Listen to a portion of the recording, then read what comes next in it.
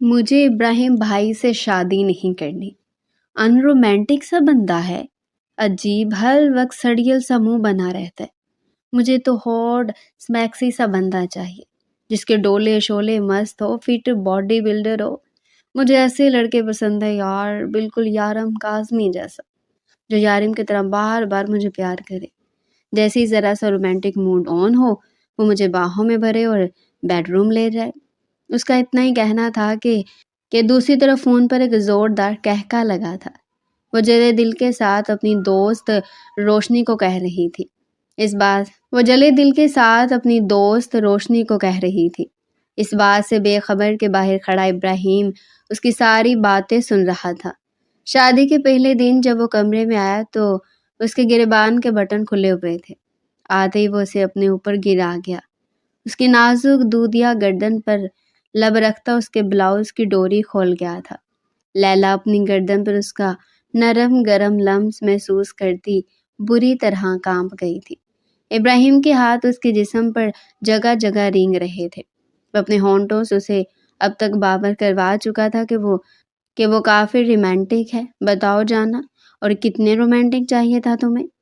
रात के 10 बज रहे थे और गुलजार हाउस में मामूल की चहल पहल अब आहिस्ता आहिस्ता खामोशी में डल रही थी। ये एक रवायती ज्वाइंट फैमिली का घर था, जहाँ दीवारों के भी कान होते हैं। लेकिन सबीन इस पुरानी कहावत से फिलहाल बिल्कुल बेपरवाह अपनी कुर्सी पर बैठी झूल रही थी। 20 साला सबीन, जिसकी आंखों में अभी दुनिया को देखने का शौक और चंचल अंदाज था, वह इस वक्त शदीद इज़्तिराब में थी। कमरे में एसी की ठंडक के बावजूद उसके माथे पर पसीने की नंदी बूंदें चमक रही थी। उसने गुस्से से अपना मोबाइल उठाया और अपनी बेहतरीन दोस्त रोशनी का नंबर मिलाया। दूसरी घंटी पर ही फ़ोन उठा लिया गया। हाँ भई, खैरियत है? इतनी रात गए कैसे याद कर लिया? दूसरी तरफ से रोशनी की नींद में डूबी हुई आवाज़ आई। खैरियत? तुम खैरियत पूछ रही हो रोशनी? यहाँ मेरी ज़िंदगी का जनाजा निकलने वाला है और तुम्हें खैरियत की पड़ी है। सबीन की आवाज़ में रोहानसापन और गुस्सा दोनों शामिल थे। रोशनी हड़बड़ा कर उठ बैठी। क्या हुआ? सब ठीक तो है ना? कुछ ठीक नहीं है।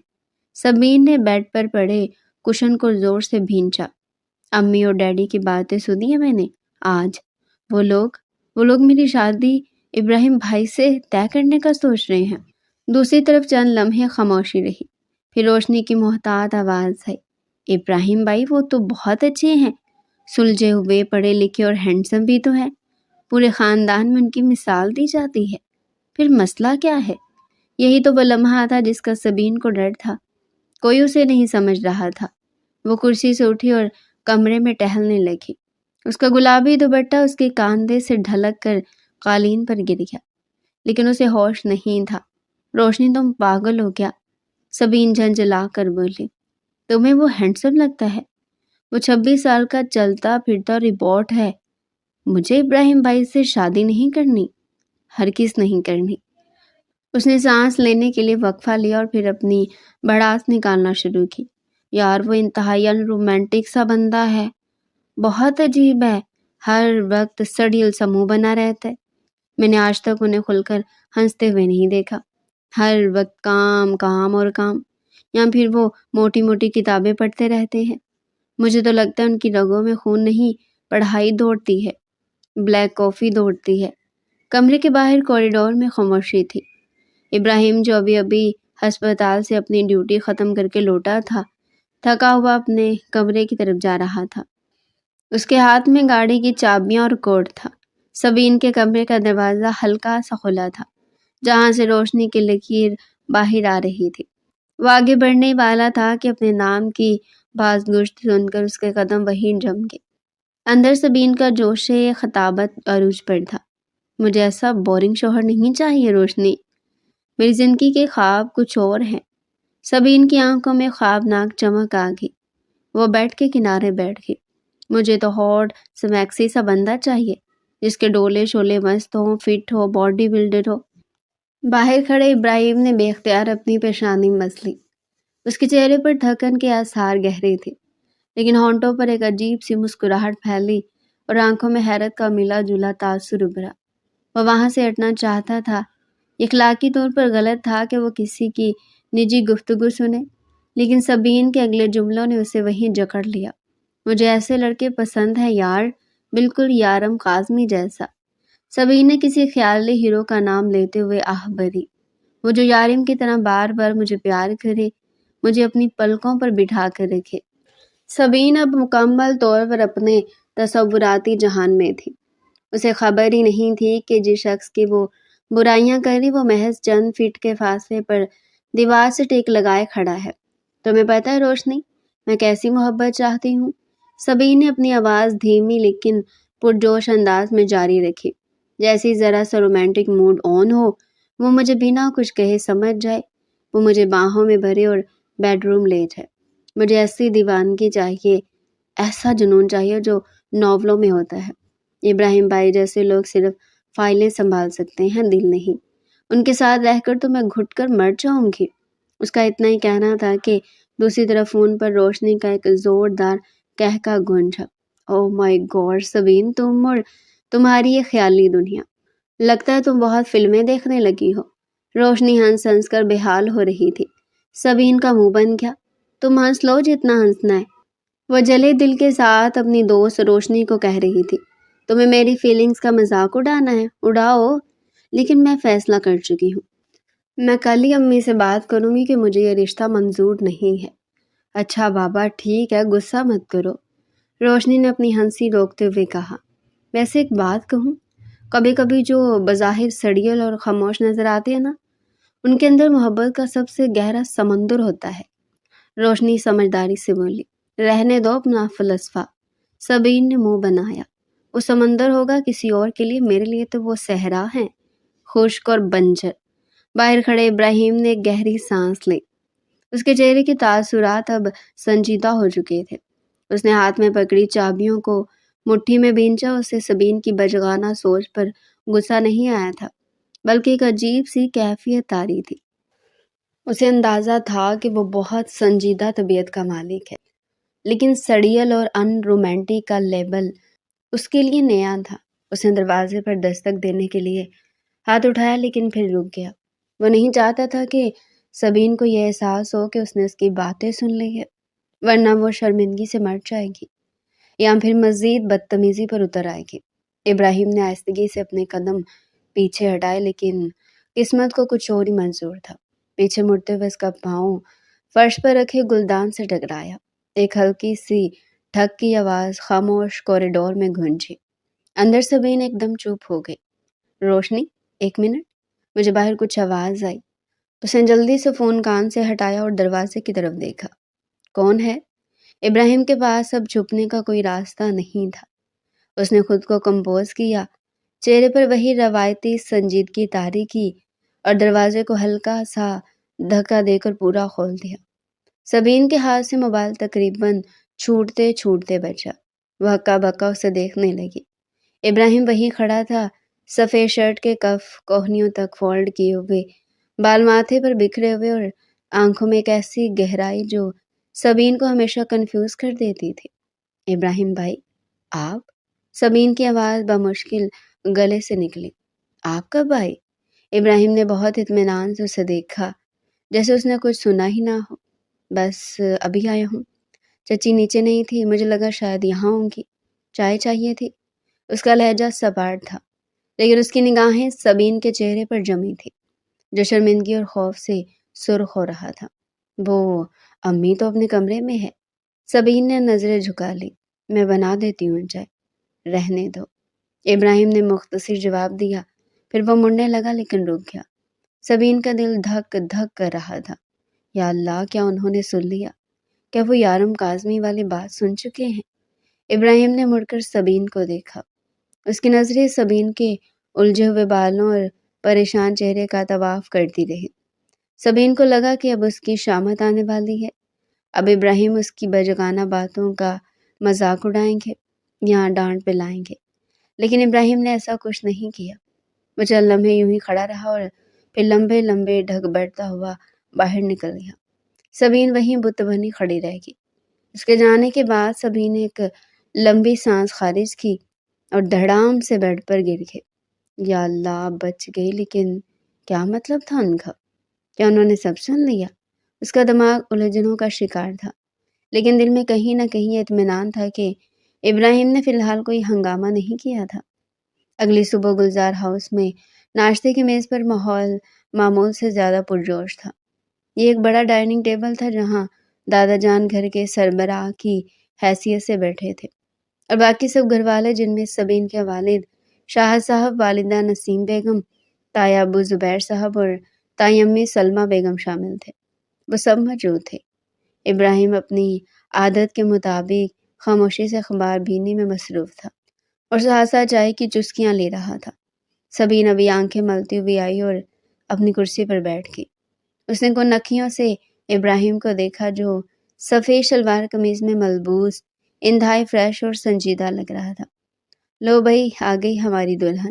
تائی امی نے مسکراتے ہوئے سبین کی طرف دیکھا۔ سبین کے ہاتھ سے پراٹھے کا نوالا چھوٹ گیا۔ دلہن؟ اس نے حیرت سے ماں کی طرف دیکھا۔ نسیم بیگم نے مسکراتے ہوئے بیٹی کے سر پر ہاتھ پھیرا۔ ہاں بیٹا، بڑوں نے فیصلہ کیا کہ اب مزید تاخیر کی ضرورت نہیں۔ ابراہیم کی ہاؤس جاب بھی مکمل ہو رہی ہے اور تم بھی ماشاءاللہ 20 سال کی ہو گئی ہو۔ ہم نے سوچا کہ اگلے ماہ کی 10 تاریخ کو نکاح رکھ لیتے ہیں۔ سبین کو لگا جیسے کسی نے اس کے سر پر بم پھوڑ دیا ہو۔ اگلے ماہ؟ لیکن امی، ابھی تو میری پڑھائی اور میں وہ کلائی۔ پڑھائی شادی کے بعد بھی جاری رکھ سکتی ہے۔ ابراہیم کون سا تمہیں منع کر رہا ہے؟ کیوں ابراہیم بیٹا؟ تایا ابو نے شفقت سے بیٹے کی طرف دیکھا۔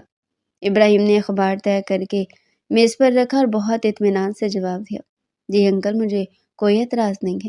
سبین جب تک چاہے پڑھ سکتی ہے۔ اس کا لہجہ اتنا سپاٹ اور پریکٹیکل تھا جیسے وہ کسی مریض کی میڈیکل ہسٹری بیان کر رہا ہو۔ سبین کا خون کھول اٹھا۔ یہ شخص اپنی زندگی کا اتنا بڑا فیصلہ اتنی ٹھنڈی طبیعت سے کیسے کر سکتا ہے؟ کہاں وہ ناولوں والے ہیرو جو ہیروئن کے لیے دنیا سے رہ جاتے ہیں، جذباتی تقریریں کرتے ہیں، اور کہاں یہ ڈاکٹر ابراہیم زبیر جس کے چہرے پر ایک شکن تک نہیں آئی تھی۔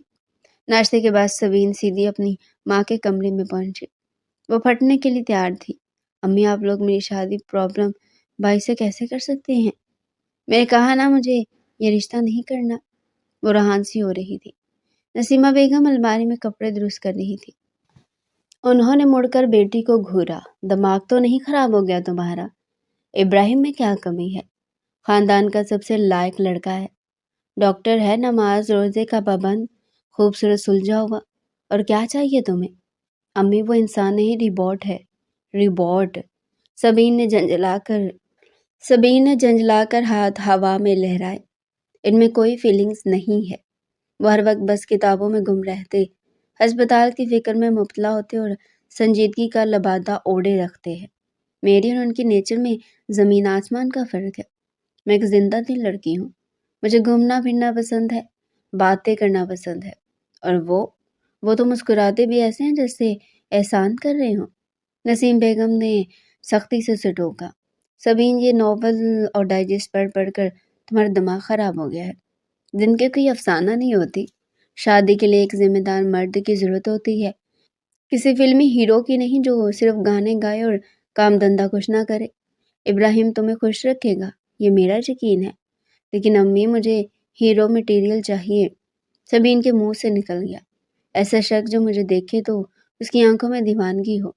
ابراہیم بھائی مجھے دیکھتے ہیں تو لگتا ہے ایکس رے کر رہے ہیں۔ بس بہت ہو گیا، نسیم بیگم نے فیصلہ کن انداز میں کہا۔ بڑوں کا فیصلہ اٹل ہے۔ تمہارے ابا اور دایا ابو زبان دے چکے ہیں۔ اب خاموشی سے تیاری کرو۔ سبین کے پاس اب کوئی راستہ نہیں بچ رہا تھا۔ اس نے سوچا کہ وہ خود ابراہیم سے بات کر کے اسے منع کر دے، شاید وہ سمجھ جائے۔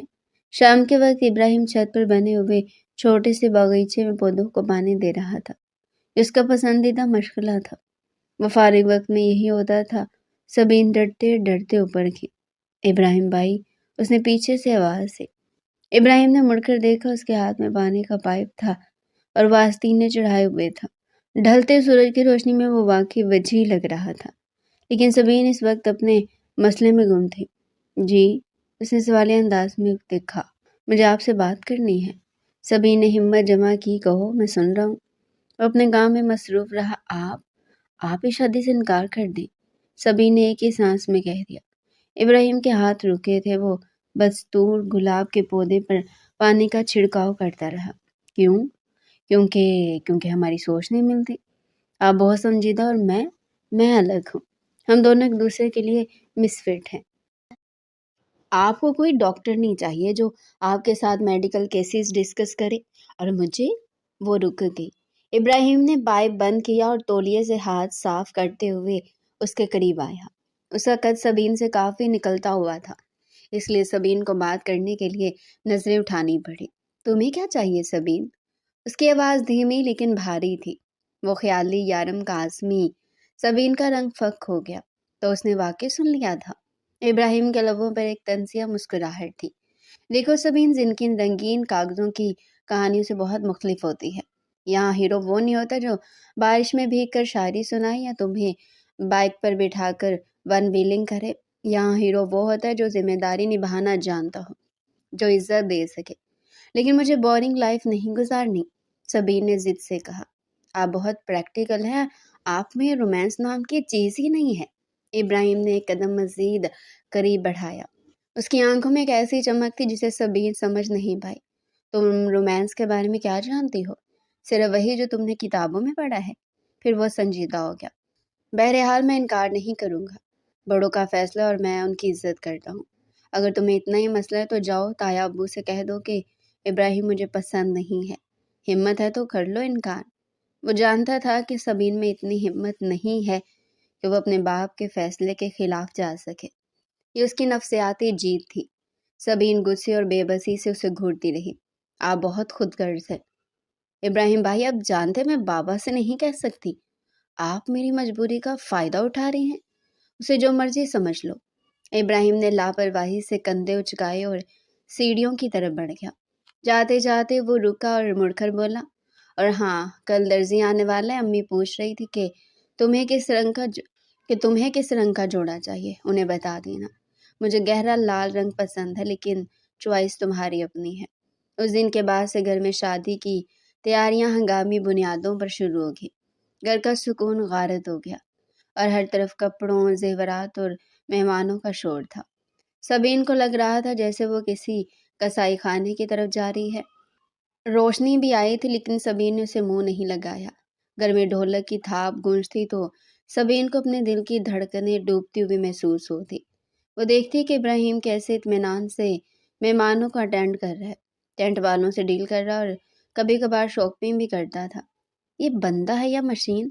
سبین اپنی کزنز کے جھرمٹ میں بیٹھی اسے گھور رہی تھی۔ ادھر میری زندگی کا جنازہ نکل اور یہ صاحب ایسے پرسکون ہے جیسے ان کی نہیں کسی اور کی شادی۔ ایک دن سبین زبردستی شاپنگ پر بھیجی گئی۔ ابراہیم ڈرائیو کر رہا تھا، گاڑی میں خاموشی تھی۔ تمہیں کچھ خاص چاہیے تو بتا دو، ابراہیم نے سڑک پر نظریں جمائے ہوئے پوچھا۔ مجھے کچھ نہیں چاہیے، سبین نے کھڑکی سے باہر دیکھتے ہوئے روکھے پن سے جواب دیا۔ جو امی لے لیں گی پہن لوں گی، ویسے بھی میری پسند کی یہاں اہمیت ہی کیا ہے۔ ابراہیم نے ایک گہری سانس لی لیکن کچھ کہا نہیں۔ اس نے گاڑی ایک بڑے بک اسٹور کے سامنے روک دی۔ یہاں کیوں رکے ہیں؟ سبین نے حیرت سے پوچھا۔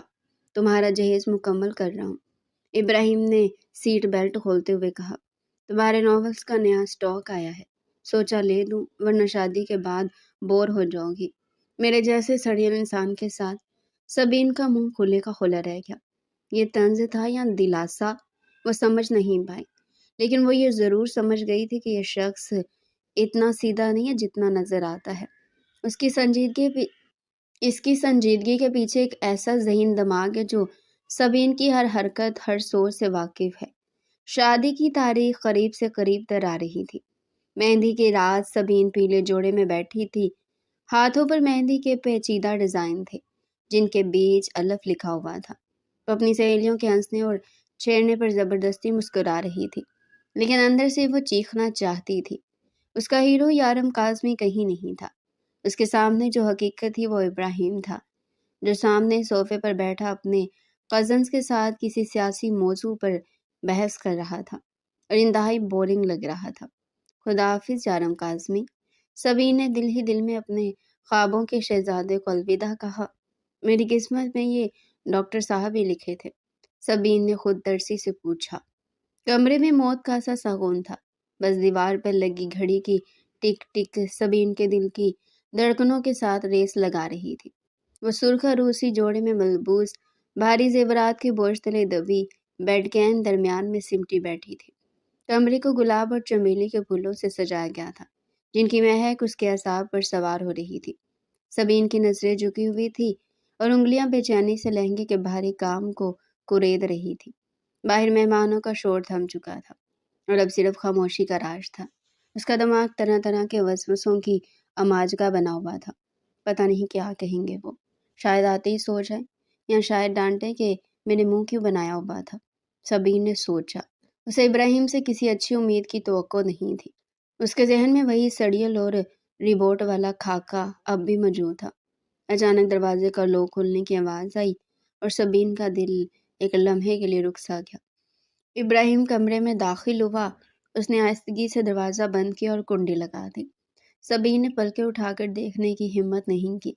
बस उसके कदमों की आहट अपने करीब आती महसूस की। इब्राहिम आज वाकई मुख्तलिफ लग रहा था। ब्लैक शेरवानी में उसका कद काठ मज़ीद निखर आया था, लेकिन इस वक्त वो शेरवानी उतार कर एक तरफ रख चुका था और अब सिर्फ स्याह शलवार कमीज में था। उसने आते ही अपनी कलाई से घड़ी उतारी और साइड टेबल पर रखी। कमरे में एक संगीन सी खामोशी हायल थी। इब्राहिम ड्रेसिंग टेबल के सामने खड़ा होकर अपने गिरेबान के बटन खोलने लगा। सबीन कुन अखियों से उसे देख रही थी। उसके बाल माथे पर बिखरे हुए थे और चेहरे पर एक अजीब सी थकन और संजीदगी थी। थक गई हो?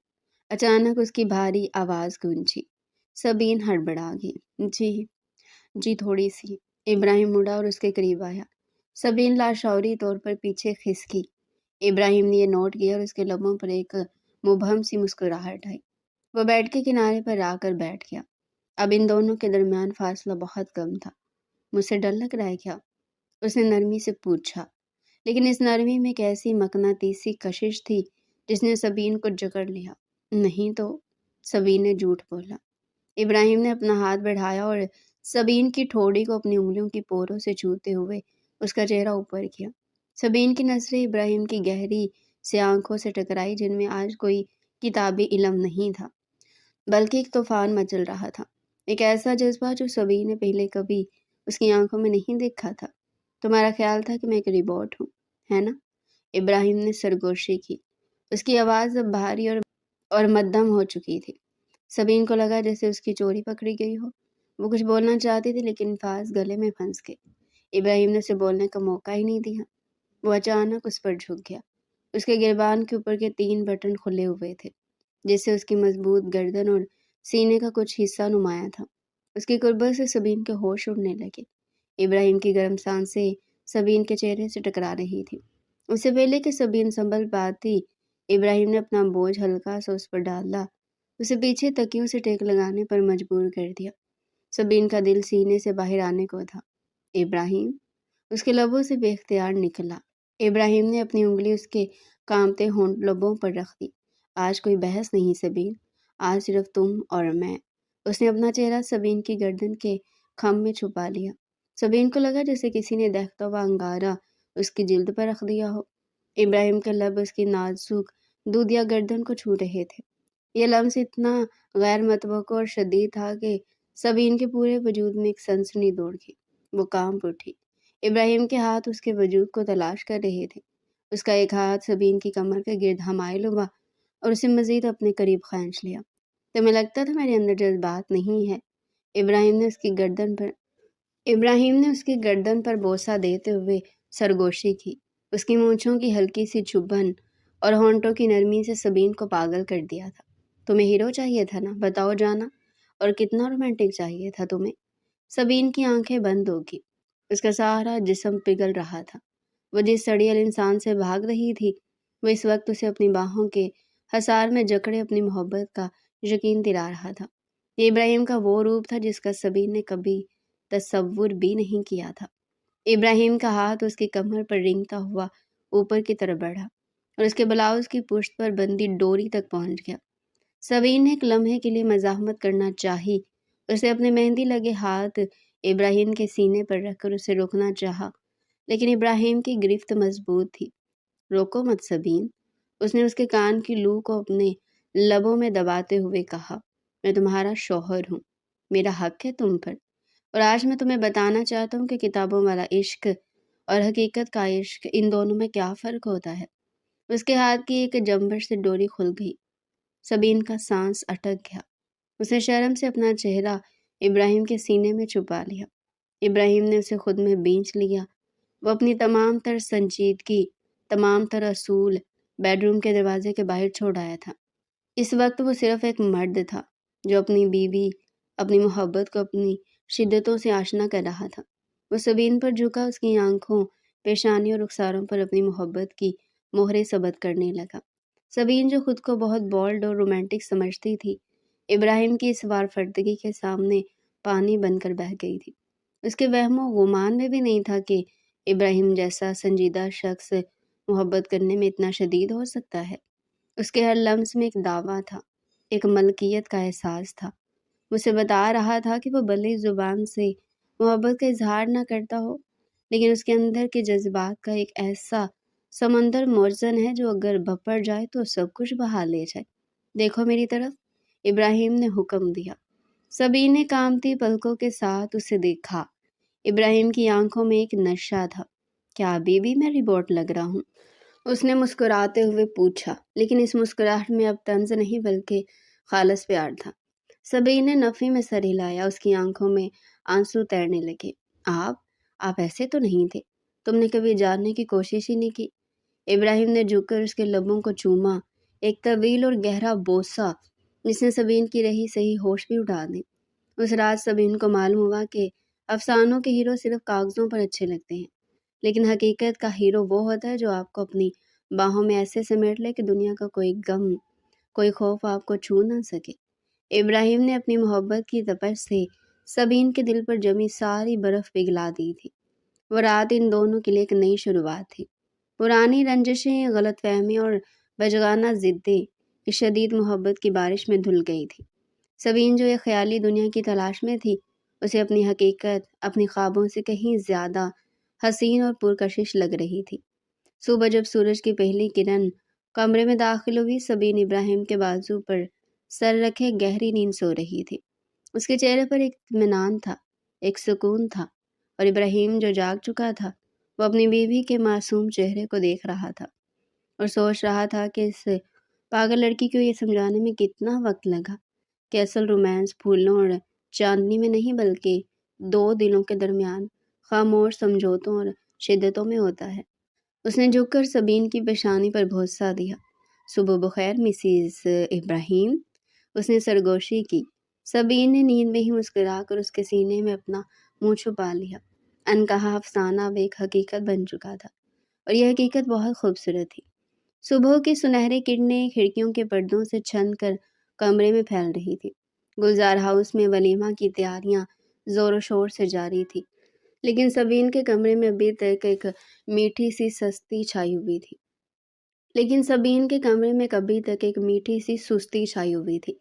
وہ ڈریسنگ ٹیبل کے سامنے بیٹھی آئینے میں اپنا عکس دیکھ رہی تھی۔ اس کی آنکھوں میں نیند کی خمار آلود سرخی تھی، اور ہونٹوں پر ایک ایسی مسکراہٹ کھیل رہی تھی جو اسے پہلے کبھی نہیں دیکھی گئی تھی۔ وہ بار بار اپنی گردن پر موجود اس جگہ کو چھو رہی تھی جہاں رات ابراہیم کے لبوں نے محبت کی مہر ثبت کی تھی۔ یہ میں ہوں؟ اس نے حیرت سے خود سے سوال کیا۔ وہی سبین جو کل تک اس کمرے میں آنے سے بھی ڈر رہی تھی، ابھی وہ اپنے خیالوں میں گم تھی کہ دروازے پر ہلکی سی دستک ہوئی اور ساتھ ہی دروازہ دھڑام سے کھلا۔ یہ روشنی تھی اور اس کے پیچھے سبین کی دو اور کزنز ماہم اور زویا کھڑی تھی۔ تینوں کے ہاتھوں میں ناشتے کی ٹرے اور چہرے پر شرارتی ہنسی تھی۔ ارے واہ، دلہن بیگم تو جاگ رہی ہیں۔ روشنی نے ٹرے میز پر رکھتے ہوئے سبین کو چھیڑا۔ ہم سمجھے تھے کہ رات بھر کے جگراتے کے بعد تم دوپہر تک نہیں اٹھو گی۔ سبین کا چہرہ ایک دم سرخ ہو گیا۔ اس نے جلدی سے دوپٹہ درست کیا اور نظریں جھکا دی۔ چپ کرو تم لوگ، سبین نے بامشکل کہا۔ زویا آگے بڑھی اور سبین کے چہرے کو غور سے دیکھا۔ اوئے ہوئے، یہ چہرے کا نور تو دیکھو، لگتا ہے ربوٹ بھائی نے رات کو سافٹ ویئر اپ ڈیٹ کر دیا ہے۔ کمرے میں کہکا گونج اٹھا۔ سبین شرم سے پانی پانی ہو رہی تھی۔ ویسے کمال ہے یار، ماں ہم نے بیڈ پر بیٹھتے ہوئے کہا۔ کل تک تو تم کہہ رہی تھی کہ میں زہر کھا لوں گی لیکن ابراہیم بھائی کے پاس نہیں جاؤں گی، وہ تو ایسے ہیں ویسے ہیں، بورنگ ہے۔ اور آج دیکھو ذرا، تمہاری آنکھیں سب بتا رہی ہیں کہ تم تو ایک ہی رات میں پگھل گئی ہو۔ ایسی بات نہیں ہے۔ سبھی نے صفائی دینے کی کوشش کی لیکن اس کی آواز میں وہ دم نہیں تھا جو شادی سے پہلے ہوا کرتا تھا۔ روشنی نے اس کے کندھے پر ہاتھ رکھا۔ رہنے دو سبین بی بی، ہم سب جانتے ہیں۔ ابراہیم بھائی دیکھنے میں سنجیدہ لیکن لگتا ہے چھپے رستم نکلے۔ ذرا ہمیں بھی تو بتاؤ، کیا جادو کیا ہے انہوں نے؟ روشنی پلیز۔ سبین نے منہ چھپانے کی کوشش کی۔ امی آ جائیں گی، مت کرو تنگ مجھے۔ امی تو نہیں آئی لیکن شاید کوئی اور آ گیا ہے۔ زویا نے اچانک دروازے کی طرف اشارہ کرتے ہوئے اپنی ہنسی روکنے کی کوشش کی۔ سبین نے چونک کر دروازے کی طرف دیکھا۔ وہاں ابراہیم کھڑا تھا۔ وہ شاید ابھی شاور لے کر آیا تھا۔ گیلے بال ماتھے پر گرے ہوئے تھے۔ سفید کلف لگے کرتے شلوار میں وہ بلا کا پرکشش لگ رہا تھا۔ اس کے چہرے پر وہی روایتی سنجیدگی تھی لیکن آنکھوں میں ایک ایسی چمک تھی جسے صرف سبین سمجھ سکتی تھی۔ لڑکیوں نے اسے دیکھتے ہی دوپٹے سنبھال لیے اور تھوڑا تمیز کے دائرے میں آ گئی۔ السلام علیکم۔ ابراہیم کی بھاری اور مردانہ آواز کمرے میں گونجی۔ میری بیگم کو تنگ کیا جا رہا ہے کیا؟ نہیں نہیں بھائی، ہم تو بس ناشتہ لائے تھے، روشنی نے شرارت سے کہا، حالانکہ اس کی آنکھوں میں اب بھی ہنسی ناچ رہی تھی۔ ہم تو بس پوچھ رہے تھے کہ سبین کو اپنے فیصلے پر پچھتاوا تو نہیں ہو رہا؟ ابراہیم نے گہری نظر سبین پر ڈال لی جو اس وقت سمٹ کر کرسی میں دنس جانے کی کوشش کر رہی تھی۔ اس کی نظر پڑتے ہی سبین کے وجود میں ایک عجیب سی سنسنی دوڑ گئی۔ اسے رات والے لمحات یاد آ گئے جب یہ شخص اسے اپنی دیوانگی سے آشنا کر رہا تھا۔ ابراہیم آہستگی سے چلتا ہوا کمرے کے اندر آیا۔ اس کی چال میں ایک عجیب سا اعتماد تھا۔ وہ سیدھا سبین کی طرف بڑھا۔ لڑکیاں ایک دوسرے کو کوہنیاں مارنے لگی۔ سبین کا دل دھک دھک کرنے لگا۔ یہ سب کے سامنے کیا کرنے والے ہیں؟ اس نے گھبرا کے سوچا۔ ابراہیم اس کے بالکل قریب آ کر رک گیا۔ اس کی خوشبو سبین کے نتنوں میں بس گئی۔ اس نے اپنی گہری نشیلی نظروں سے اس کے سراپے کا جائزہ لیا۔ سبین کو لگا جیسے وہ نظروں سے اسے چھو رہا ہو۔ سبین اپنے آپ میں سمٹتی گئی۔ ناشتہ کر لیا؟ اس نے نرمی سے پوچھا۔ نہیں ابھی نہیں، سبین ہکلائی۔ تو کرو، ولیمہ کے لیے پارلر بھی جانا ہے تم نے۔ ابراہیم کا لہجہ نارمل تھا لیکن اس کی آنکھیں سبین کے ہونٹوں اور پھر گردن پر ٹکی تھی، جس سے سبین کے جسم کا درجہ حرارت بڑھنے لگا۔ روشنی نے کھنکار کر گلا صاف کیا۔ ہم باہر چلتے ہیں، لگتا ہے آپ دونوں کو پرائیویسی چاہیے۔ رک جاؤ، ابراہیم نے انہیں روکا۔ میں ابھی چلا جاؤں گا، بس ایک چھوٹی سی چیز رہ گئی تھی۔ سبین نے حیرت سے سر اٹھا کر اسے دیکھا۔ ابراہیم نے اپنی جیب میں ہاتھ ڈالا اور ایک چھوٹی سی گہرے نیلے رنگ کی مخملی ڈبی نکالی۔ کمرے میں موجود سب لڑکیوں کی سانسیں تھم گئی۔ یہ کیا ہے بھائی؟ زویا نے جوش سے پوچھا۔ ابراہیم نے کوئی جواب نہیں دیا۔ اس نے ڈبی کھولی۔ اس میں سونے کی ایک انتہائی نفیس اور نازک سی چین تھی جس میں ہیرے کا ایک چھوٹا سا لاکٹ چمک رہا تھا۔ وہ سادہ تھی لیکن بے حد قیمتی اور خوبصورت لگ رہی تھی۔ سبین کی آنکھیں حیرت اور خوشی سے پھیل گئی۔ کیا یہ وہی رباٹ اور کنجوس ابراہیم ہے جس کے بارے میں وہ سوچتی تھی کہ وہ اسے کبھی کوئی تحفہ نہیں دے گا؟ ابراہیم نے ڈبی سے چین نکالی اور سبین کو اشارہ کیا کہ وہ تھوڑا گھومے۔ سبین مشینی انداز میں اپنی کرسی پر گھوم گئی۔ اب اس کی پیٹھ ابراہیم کی طرف تھی۔ لڑکیوں کی موجودگی میں یہ قربت سبین کے لیے باعث شرم بھی تھی اور باعث فخر بھی۔ ابراہیم نے دونوں ہاتھوں سے چین کے سرے پکڑے اور سبین کی گردن کے گرد لے کر آیا۔ اس کی انگلیاں جیسے ہی سبین کی گردن پر ٹھنڈی جلد سے ٹکرائی، سبین کے پورے جسم میں جھرجھری آ گئی۔ یہ لمس بجلی کے کرنٹ جیسا تھا۔ ابراہیم نے جان بوجھ کر اپنی انگلی اس کی گردن پر تھوڑی دیر ٹھہرائی، جیسے وہ اسے خاموش پیغام دے رہا ہو کہ تم صرف میری ہو۔ اس نے ہک بند کیا اور پھر سبین کے کان کے پاس جھک کر سرگوشی کی، اتنی آہستہ کہ صرف سبین ہی سن سکے۔ رات تمہیں منہ دکھائی دینا بھول گیا تھا مسز ابراہیم، حالانکہ جو چاند میں نے دیکھا تھا اس کی قیمت یہ چین بھی ادا نہیں کر سکتے۔ سبین کا چہرہ یاقوت کی طرح دہکنے لگا۔ اس کے کانوں کی لویں بھی سرخ ہو گئی۔ ابراہیم سیدھا ہوا اور سامنے لگے آئینے میں سبین کی نظروں سے نظریں ملائی۔ آئینے میں دونوں کا عکس ایک مکمل جوڑے کی تصویر پیش کر رہا تھا۔ سبین کی شرمیلی آنکھیں اور ابراہیم کی پورے اعتماد مسکراہٹ دونوں کو ایک عجیب حسن بخش دونوں کو ایک عجیب حسن بخش رہی تھی۔ ہائے اللہ! روشنی سے رہا نہ گیا۔ بھائی آپ تو چھپے رستم نکلے۔ اتنا رومانٹک گفٹ۔ سبین اب تو مان جاؤ کہ تمہارے ناولوں والے ہیرو فیل ہیں بھائی کے آگے۔ ابراہیم مڑا اور مسکراتے ہوئے روشنی کی طرف دیکھا۔ انسان کو وقت کے ساتھ ساتھ اپنی خوبیاں ظاہر کرنی چاہیے ورنہ قدر نہیں ہوتی۔ کیوں سبین؟ سبین نے نظریں نہیں اٹھائی۔ وہ بس اپنے گلے میں موجود اس چین کو اپنی انگلیوں سے چھو رہی تھی جب اس کے لیے دنیا کی سب سے قیمتی اور انمول محبت کی نشانی بن گئی تھی۔ چلیں اب آپ لوگ ناشتہ کریں، میں نیچے ابو کے پاس جا رہا ہوں، ابراہیم نے کہا اور مڑ گیا۔ دروازے تک پہنچ کر وہ رکا جیسے کچھ یاد آیا ہو۔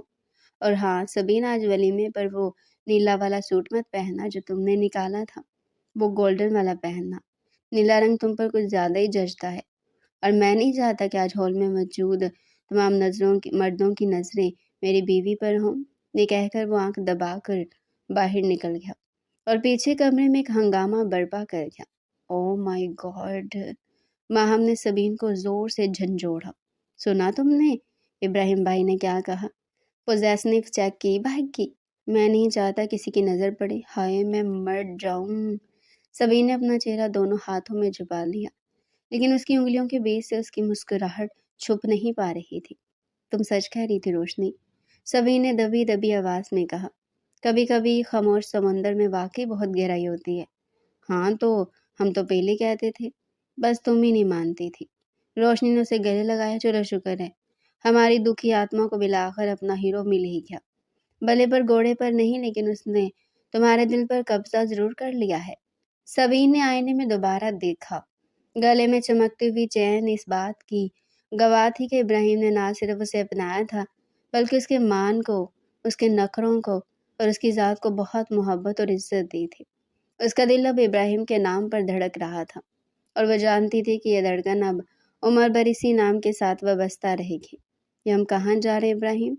اسلام آباد کی فلائٹ تو کب کی لینڈ کر چکی ہے اور یہ راستہ تو شہر کی طرف نہیں جا رہا۔ سبین نے گاڑی کی کھڑکی سے باہر تیزی سے بدلتے ہوئے مناظر کو دیکھتے ہوئے حیرت سے پوچھا۔ ابراہیم ڈرائیونگ سیٹ پر انتہائی پرسکون انداز میں بیٹھا تھا۔ اس کے لبوں پر وہی پراسرار سی مسکراہٹ تھی جب سبین کو بری نہیں لگتی تھی۔ صبر کا پھل میٹھا ہوتا ہے مسز ابراہیم، تھوڑا انتظار کرو، اس نے اسٹیئرنگ وہیل گھماتے ہوئے جواب دیا۔ لیکن مجھے بھوک لگی اور تھکاوٹ بھی ہو رہی ہے، سبین نے بچوں کی طرح منہ بسورا۔ بس پہنچ گئے ہوں۔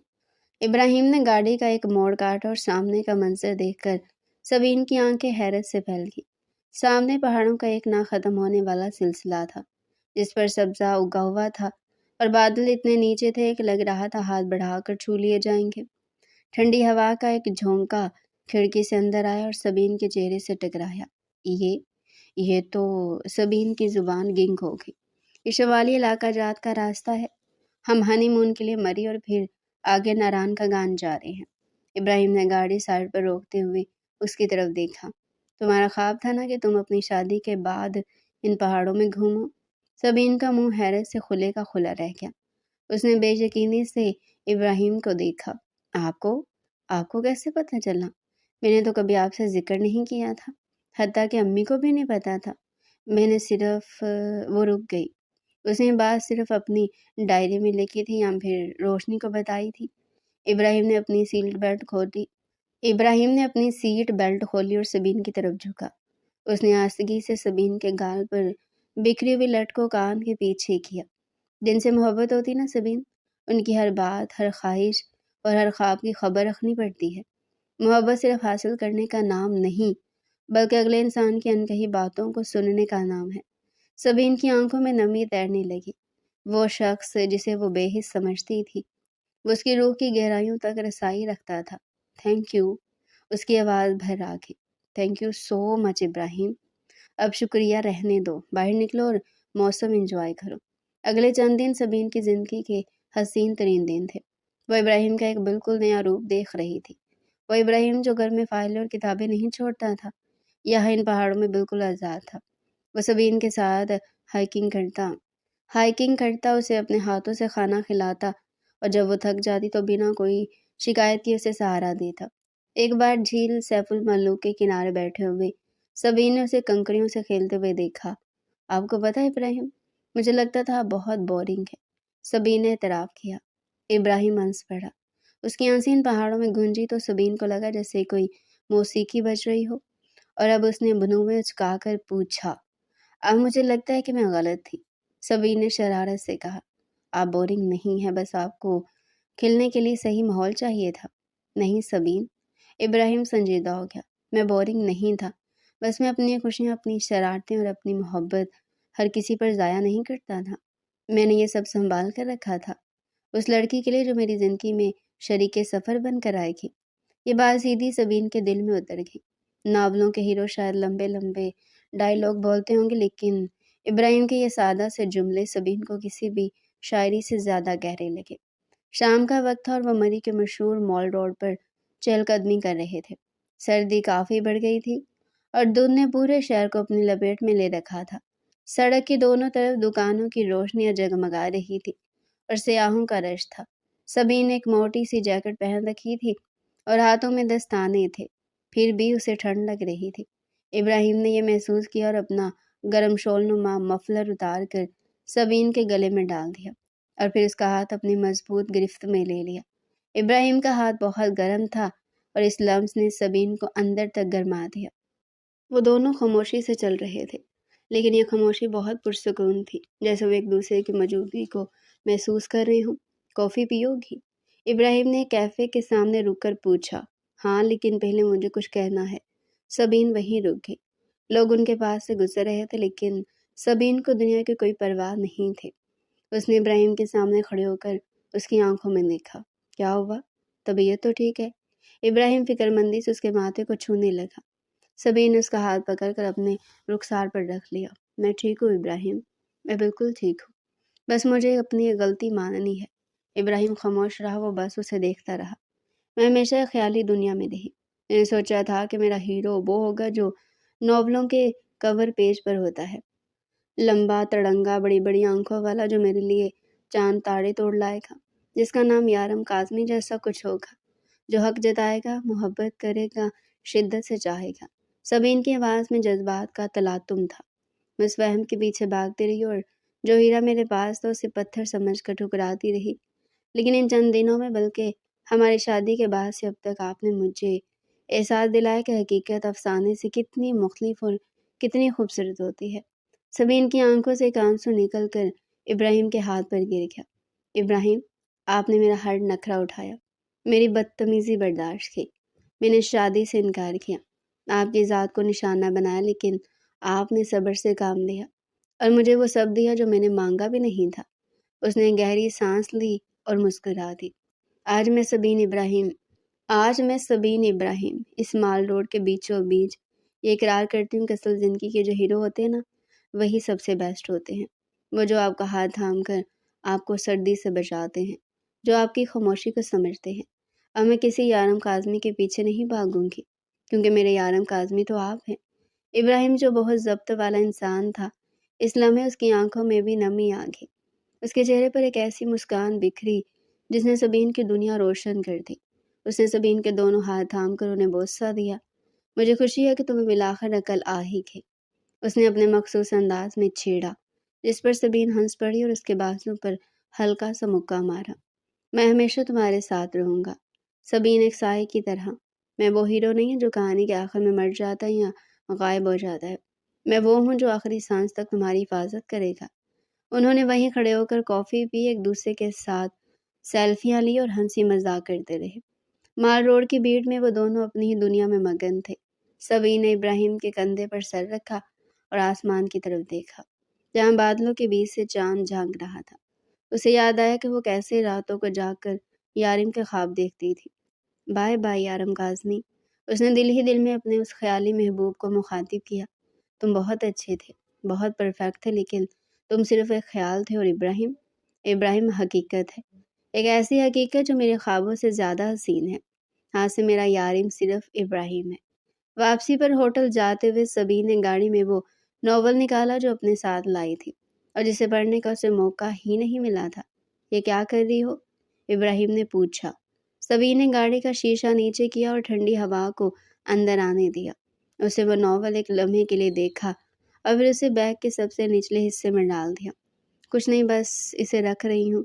अब मुझे झूठी कहानियों की ज़रूरत नहीं रही। मेरी अपनी कहानी शुरू हो चुकी है। इब्राहिम ने मुस्कुराकर उसका हाथ थाम दिया और गाड़ी की रफ्तार बढ़ा दी।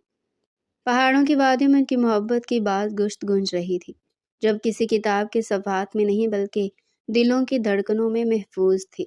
तो डियर प्यारे नाज़रीन, ये था आज का हमारा इंटरेस्टिंग और मज़े का नावल। मज़ीद ऐसे ही नावल हमारे चैनल पर डेली सुनना चाहते हैं तो चैनल को सब्सक्राइब करें, वीडियो को लाइक करें और कमेंट सेक्शन में अपनी राय लाजमी दें।